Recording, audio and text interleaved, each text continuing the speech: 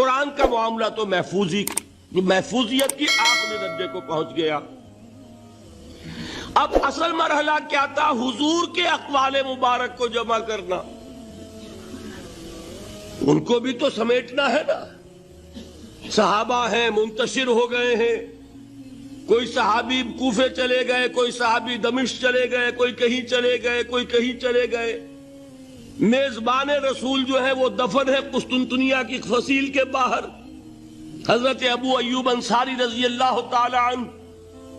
اب ان سب کے پاس، کسی کے پاس اتنی احادیث، کسی کے پاس اتنی احادیث، ان کو جمع کرنے کا کام، پھر چھان پھٹک کرنے کا کام، پھر مرتب کرنے کا کام، یہ کس نے کیا؟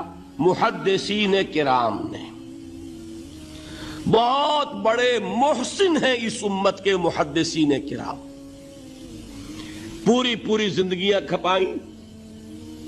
ایسا بھی ہوا ہے، ایک صحابی مدینے سے چلتے ہیں، ایک محدث مدینے سے چلتے ہیں، انہیں معلوم ہوتا ہے کہ ایک صحابی دمشق میں ہے، ایک حدیث وہ بیان کرتے ہیں، ذرا باریک بات ہے، سمجھ لیجئے گا۔ ان کو وہ حدیث معلوم تھی، لیکن وہ حدیث 3 راویوں کے راستے سے آ رہی تھی۔ ان کے پاس جو حدیث تھی وہ 2 راویوں کے حوالے سے تھی۔ اب وہ جاتے ہیں اور وہ بیت المقدس کا اور وہ دمشق کا سفر کرتے ہیں صرف اس حدیث کو سننے کے لیے، سواری سے اترتے بھی نہیں۔ میں نے سنا ہے آپ حضور کی یہ حدیث بیان کرتے ہیں، جی ہاں، ذرا مجھے سنا دیجئے۔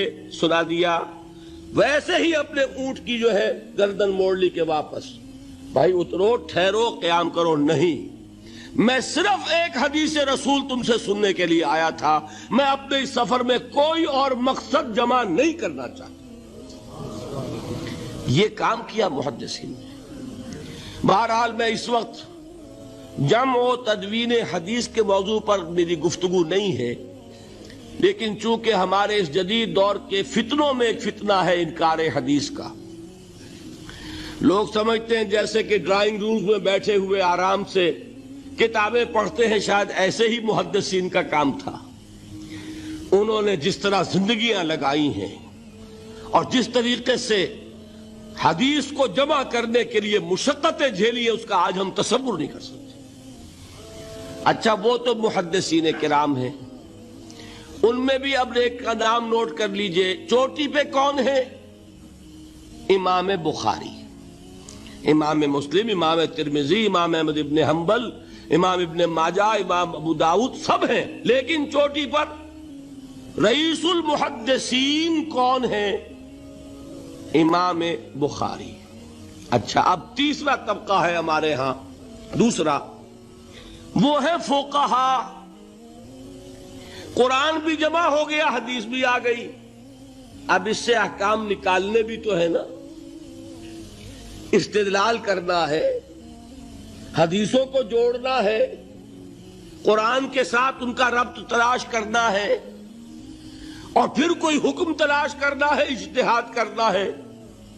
یہ کام جنہوں نے کیا انہیں ہم کیا کہتے ہیں؟ فقہائے کرام۔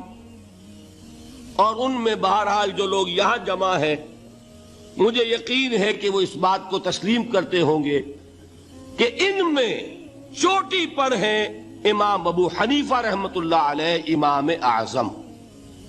ٹھیک ہے، کسی کی رائے ذرا مختلف بھی ہو سکتی ہے، کوئی شافعی مسلک کا ہے تو امام شافعی کو بہرحال وہ اونچا درجہ دے گا، مالکی مسلک کا ہے تو امام مالک سے اسے زیادہ نسبت ہے۔ لیکن واقعہ یہ ہے، پوری دنیا نے تسلیم کیا ہے کہ قانون کا جتنا سینس امام ابو حنیفہ کو ہے، قانون ایک علیحدہ شے ہے، اخلاقیات علیحدہ چیز ہیں۔ ایک شے کا اخلاقی تقاضا کچھ اور ہے، قانونی تقاضا کچھ اور ہے۔ آپ کو کسی نے تھپڑ مارا، اخلاقی تقاضا کیا ہے؟ معاف کر دو بھائی، اور قانونی تقاضا کیا ہے؟ جوابی تھپڑ رسید کرو، اس لیے کہ اگر یہ نہیں کرو گے تو اس کی ہمت افزائی ہوگی، یہ کسی اور کو بھی تھپڑ مارے گا۔ قانون کا تقاضا یہ ہے، السن بالسن، دانت کا بدلہ دانت، والأذن بالأذن، کان کا بدلہ کان، قانون یہ ہے۔ اور اخلاق کا تقاضا کیا ہے؟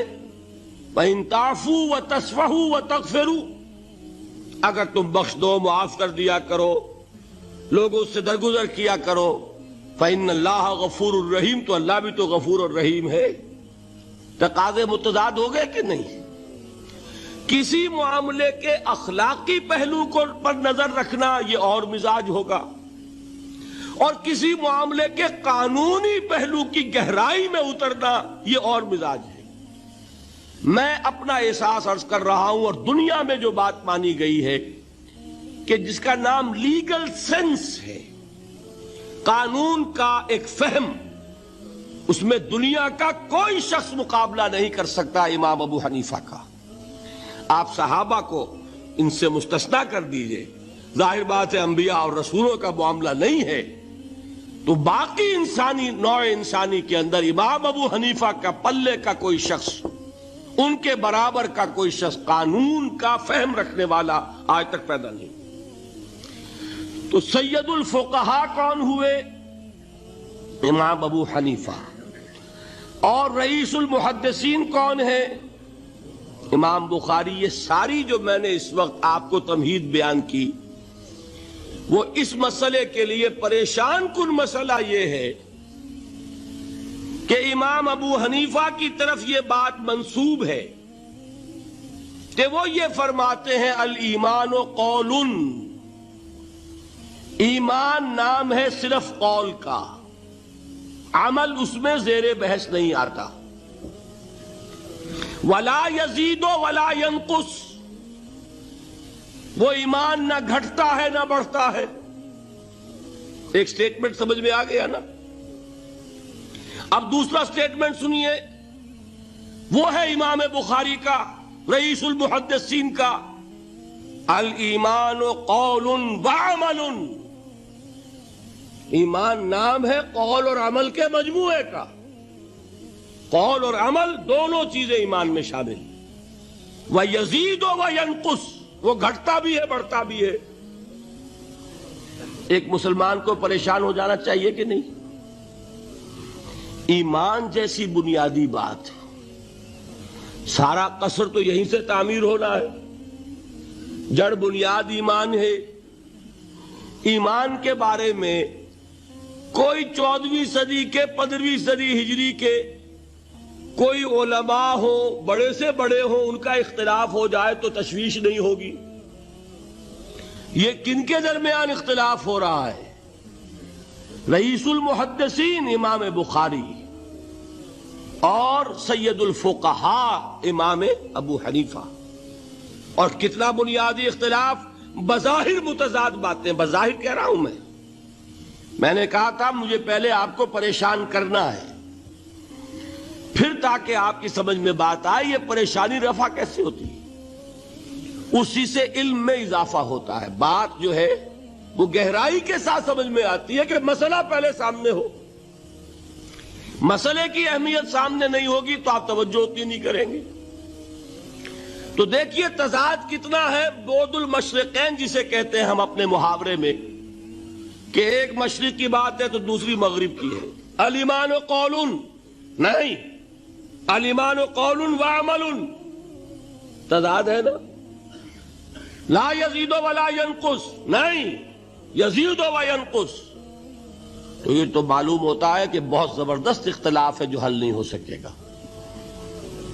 اللہ تعالیٰ کا شکر ادا کرتا ہوں، اس نے اس کا حل سمجھایا۔ اور کیسا سمجھایا؟ میں پورے انشراح صدر کے ساتھ کہہ رہا ہوں، اس میں کوئی تصنع نہیں، کوئی تکلف نہیں۔ میرے نزدیک دونوں باتیں 100% درست ہیں۔ یہ نہیں کہ 50% یہ درست 50% وہ درست، نہیں، یہ بھی 100% درست، یہ بھی 100% درست۔ فرق کیا ہے؟ محل مختلف ہے۔ امام ابو حنیفہ قانونی ایمان کی بات کر رہے ہیں اور امام بخاری حقیقی ایمان کی بات کر رہے ہیں۔ قانونی ایمان کے اعتبار سے 100% درست ہے یہ بات کہ وہ صرف قول ہے، عمل نہیں، زیر بحث آئے گا۔ ایک شخص نماز نہیں پڑھتا کافر نہیں ہے، نماز کا منکر ہو جائے کافر، زکوٰۃ نہیں دیتا فاسق ہے فاجر ہے، کافر نہیں ہے، زکوٰۃ کہہ دے کہ ہے ہی نہیں دین میں، کافر۔ فرشتہ کس نے دیکھا کیا پتا کیسا ہوتا ہے؟ حضور نے بھی اصل فرشتہ اپنی اصل ملک کی شکل میں صرف 2 دفعہ دیکھا ہے، ورنہ تو انسانی شکل میں آتا تھا یا نظر ہی نہیں آتا تھا۔ 2 باتیں تھیں، وہی ہو جاتی تھی، نظر کوئی نہیں آتا تھا، یا انسانی شکل میں نظر آیا۔ اصل ملکی شکل میں حضرت جبرائیل کو 2 مرتبہ دیکھا۔ وَلَقَدْ رَآهُ بِالْأُفُقِ الْمُبِينِ وَلَقَدْ رَآهُ نَزْلَةً أُخْرَى عِنْدَ سِدْرَةِ الْمُنْتَهَى، ایک مرتبہ افق مبین پر دیکھا، ایک مرتبہ سدرۃ المنتہا کے پاس جبرائیل اپنی اصل شکل میں ظاہر ہوئے۔ اب ظاہر بات ہے ہم نے تو نہیں دیکھا نا، لیکن ہم مانتے ہیں جبرائیل کو، مانتے ہیں فرشتوں کو، نہیں مانیں گے کافر ہو جائیں گے۔ تو معلوم ہوا کہ قانونی ایمان جس پر دار و مدار ہے کفر اور اسلام کا، اس کا کل دار و مدار صرف قول پر ہے، ماننے پر ہے،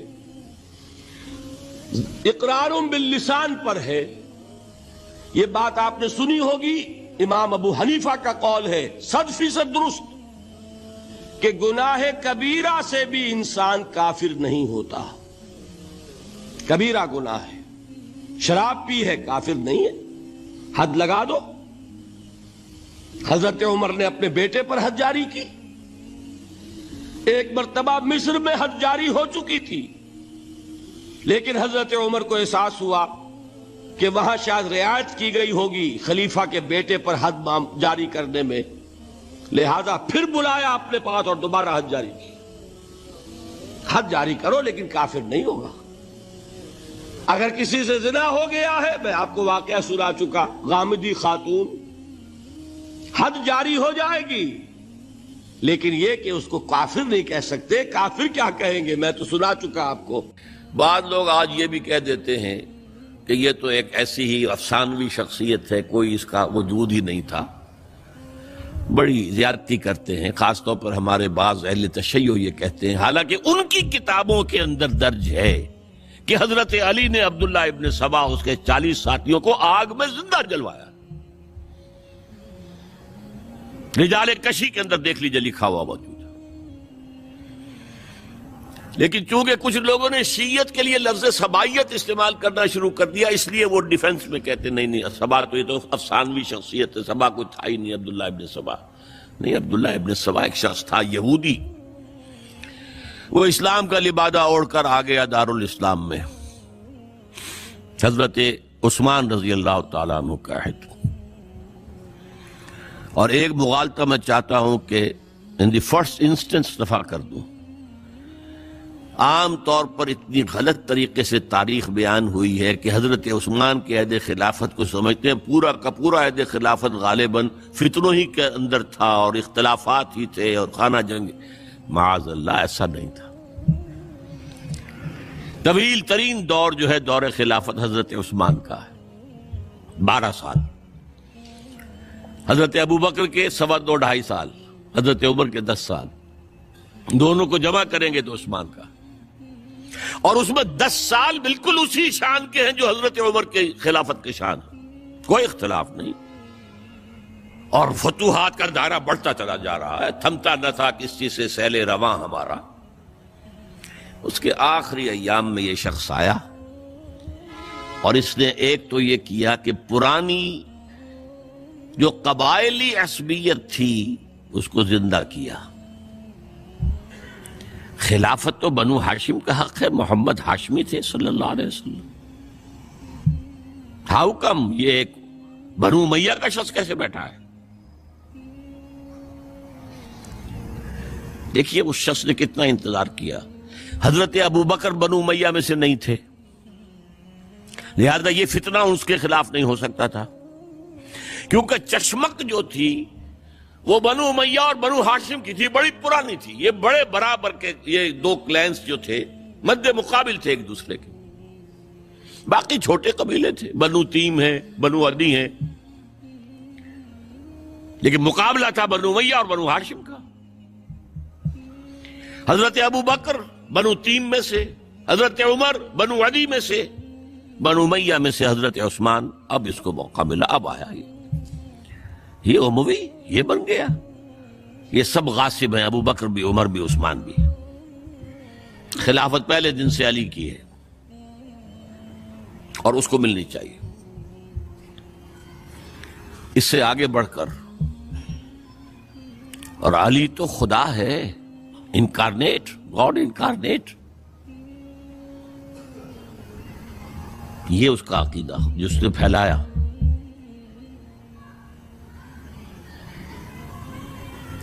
یوں سمجھئے ایک شخص نے حضرت عیسیٰ کے دین کو زیرو کر دیا تھا۔ لوگ مانتے نہیں کہ ایک شخص اتنا کچھ کر سکتا ہے۔ یہودی اور سازشی ذہن، ان کی صلاحیت اور ذہانت، ایک شخص تھا پال، حضرت عیسیٰ کو خدا کا بیٹا بنانے والا، وہ توحید ختم، تسلیس آ گئی، شریعت کو ختم کرنے والا وہ حضرت عیسیٰ کہہ کر گئے تھے تم پر شریعت موسوی نافذ رہے گی، اس نے کہا نہیں، ایبروگیٹڈ، نو شریعہ۔ نمبر 3، حضرت عیسیٰ نے کہا تھا تمہیں تبلیغ کرنی ہے صرف یہودیوں تک۔ I have been sent only in search of the lost sheep of the house of Israel۔ میں صرف اسرائیل کے گھرانے کی کھوئی ہوئی بھیڑوں کی تلاش میں آیا ہوں، تمہیں باہر تبلیغ نہیں کرنی۔ اس نے تبلیغ کا دائرہ وسیع کیا۔ وہ دین مسیحیت ختم، وہ دین پالزم ہے جو چلا ہے اس کے بعد۔ سمجھ رہے اس بات کو؟ اور یہ ڈاکٹر مائیکل ہارٹ نے بالکل صحیح لکھا ہے کہ کرسچینٹی جب تک حضرت مسیح موجود تھے، وہ سوائے ایک یہودیوں کے فرقے کے اس کی کوئی اور حیثیت نہیں تھی، لیکن پال نے اسے ایک انڈیپینڈنٹ دین بنایا۔ ایک شخص کی کارروائی ہے یہ ساری، اور آج پوری دنیا، پوری عیسائی دنیا اسی پر ہے، تسلیس پر بھی، اور شریعت ختم، اور دعوت جو ہے کرتے پھر رہے ہیں پوری دنیا کے اندر۔ اسی طرح اس نے کیا، قبائلی عصبیت کو چھیڑا اور حضرت علی کا مبالغہ کیا، یہ خدا ہے، اوتار، گاڈ انکارنیٹ۔ تیسرا کام کیا کیا کہ حضرت عثمان رضی اللہ تعالی عنہ اور ان کے جو عاملین تھے، گورنر کوفے کا ہے، گورنر شام میں دمشق میں ہے، گورنر مصر میں ہے، ان کے خلاف پروپیگنڈا شروع کیا۔ یہ بیت المال میں خیانت کر رہے ہیں، یہ غبن کر رہے ہیں، یہ اپنے عزیزوں کو جو ہے پال رہے ہیں، ان کو دے رہے ہیں، وہ اقربا پروری کر رہے ہیں، اور یہ کر رہے ہیں، اور ٹیکنیک کیسی عجیب۔ کوفے میں کوفے کے گورنر کے خلاف بات نہیں کریں گے، دمشق اور مصر کے گورنر کے خلاف بات کریں گے۔ اب کہاں دنیا کے پاس ذرائع تھے کہ کوئی ویریفائی کرے بھئی یہ بات صحیح ہے کہ نہیں ہے، غلط ہے، نہ کوئی ذرائع رسل و رسائل ہیں۔ اور اگر آپ کوفے میں کھڑے ہو کر عثمان نے یہ کر دیا، عثمان نے یہ کر دیا، عثمان نے یہ کر دیا، یہ کر دیا، اب کون اس کو جو ہے اس کی تحقیق کر سکے گا؟ دمشق میں گئے ہیں تو دمشق کے گورنر کے خلاف کچھ نہیں، عثمان کے خلاف، اور کوفے کے گورنر کے خلاف، اور مصر کے گورنر کے خلاف۔ مصر میں گئے ہیں تو اس کے خلاف کچھ نہیں، دمشق اور کوفے کے گورنر کے خلاف اور عثمان کے خلاف، اور پھر ہر طرف سے بلوائیوں کو لا کر گھیراؤ کر لیا حضرت عثمان کے گھر کا۔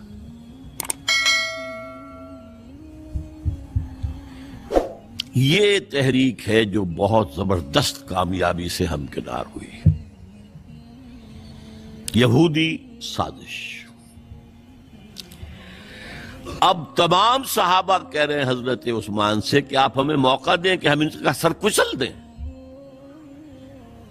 آپ فرماتے نہیں، یہ مجھ پر الزام لگا رہے ہیں نا، میں وضاحت کرتا ہوں۔ اپنے گھر کی چھت کے اوپر کھڑے ہو کر آپ نے کہا دیکھو یہ میں نے نہیں کیا، یہ میں نے نہیں کیا، میرے یہ احسانات بھول گئے ہو۔ حضرت علی نے مسجد نبوی میں کھڑے ہو کر جتنے الزامات لگائے تھے ان سب کی طرف سے برات کا معاملہ کیا کہ جھوٹ کہہ رہے ہو تم، عثمان پر کوئی غلطی جو ہے، کوئی خیانت ثابت نہیں۔ لیکن جنگ کی اجازت حضرت عثمان نہیں دے رہے۔ یہ میرے خون کے پیاسے ہیں نا، جب تک قتل نہیں کر لیتے جرم کہاں ہے؟ جب قتل کر لیں گے تم قصاص دے لینا، لیکن میں کسی کلمہ گو کی جان نہیں لینا چاہتا، صرف اپنی جان کے تحفظ میں۔ یہ ہے عزیمت کا پہاڑ۔ لوگ کہتے کمزور تھے، جان بچانے کے لیے تو آدمی پتہ نہیں کیا کچھ کر بیٹھتا، اور طاقت ہو تو طاقت کو کیسے استعمال کرے گا۔ حضرت امیر معاویہ کی طرف سے پیغام پر پیغام آ رہے ہیں کہ اب ہمیں اجازت دیں میں فوجیں بھیجوں اور ان کا قلع کما کر دیا جائے۔ حضرت عمرو بن العاص کا پیغام آ رہا ہے مصر سے، اب ہمیں اجازت دیں۔ طلحہ، زبیر، علی اجازت مانگ رہے ہیں مدینے کے اندر، آپ بھی اجازت دیں کہ ہم جنگ کریں ان سے۔ نہیں۔ آخر کار حضرت علی نے دونوں بیٹوں کو، حضرات حسنین، حضرت حسن، حضرت حسین، دروازے پر کھڑا کر دیا۔ پہرے دار حضرت عثمان کے حضرت حسن، حضرت حسین، کہ کوئی گھر میں داخل نہ ہونے پائے۔ پچھواڑے سے آئے ہیں اور شہید کیا ہے۔ میرے نزدیک تاریخ کی مظلوم ترین شہادت بمانی مقتول فی سبیل اللہ وہ حضرت عثمان ہے۔ بلکہ میں جرات کر رہا ہوں ذرا، آپ کو معلوم ہے علامہ اقبال سے مجھے کتنا تعلق قلبی ہے۔ میں نے ان کے ایک شعر میں ترمیم کی ہے، میں سمجھتا ہوں انہوں نے صحیح نہیں کہا۔ غریب و سادہ اور رنگی ہے داستان حرم، نہایت اس کی حسین ابتدا ہے اسماعیل۔ حضرت اسماعیل کو اللہ تعالیٰ کے حکم سے حضرت ابراہیم ذبح کر رہے تھے نا، اور حضرت حسین ذبح کر دیے گئے، تو گویا کہ ابتدا جس کی ہوئی تھی حضرت اسماعیل سے، اس کی انتہا حسین پر ہوئی۔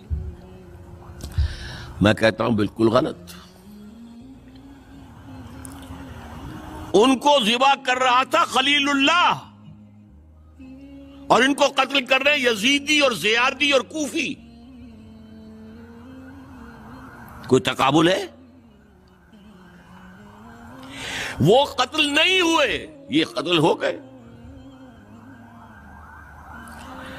انہوں نے پیشانی خود رکھ دی۔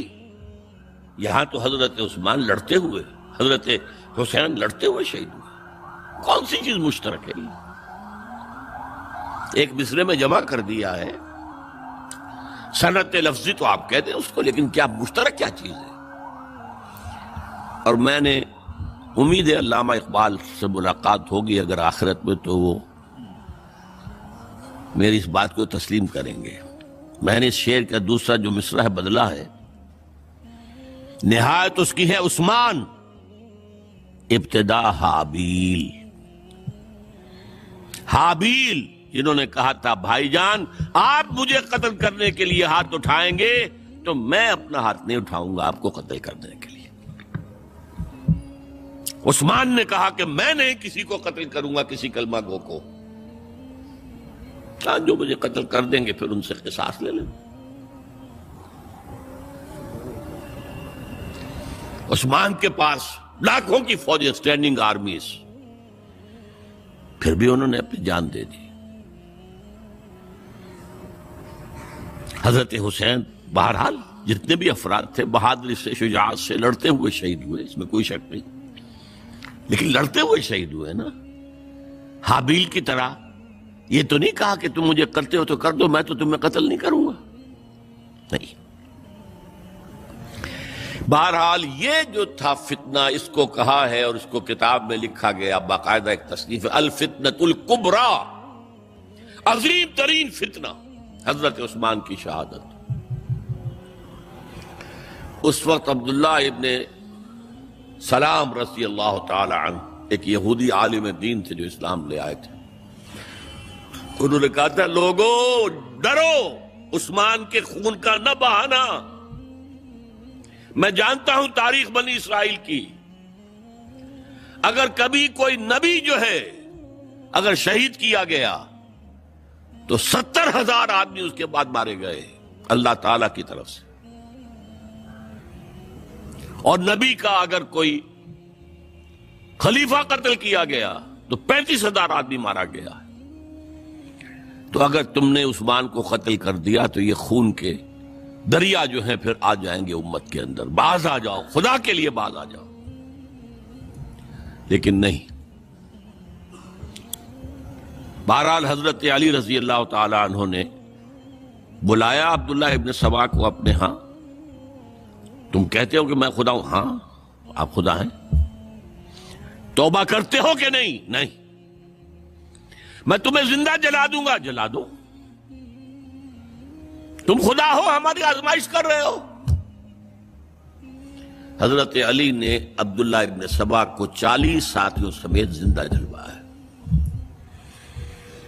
اور یہ سارا کچھ معاملہ جو ہے یہ میں نے آپ کو بتایا اہل تشیع کی کتابوں میں موجود ہے۔ بہرحال یہ فتنۃ الکبریٰ ہے، جس کا نتیجہ کیا نکلا ہے آپ اچھی طرح سمجھیے۔ وہ شہادت علی الناس کا جو سیلاب جا رہا تھا، جس کی شان کیا تھی، علامہ اقبال کے الفاظ میں تھمتا نہ تھا کسی سے سیل رواں ہمارا۔ یہ جو سیل تھا کوئی روکنے والا تھا؟ 2 سپر پاورز تھیں اس وقت، ایران، روم۔ ایران کے چیتڑے ٹوٹ گئے، روم کی 2 ٹانگیں ٹوٹ گئیں، اب کون روکنے